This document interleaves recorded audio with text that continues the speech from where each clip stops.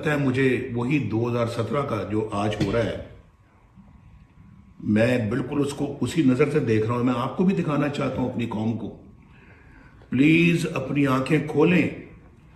ये पाकिस्तान के साथ उन्होंने बड़ा घिनौना मजाक किया और आज पाकिस्तान को खुदा न खासा तबाही के दहाने लाके खड़ा कर दिया है इन्हीं इन्हीं बेंचेस के फैसलों ने।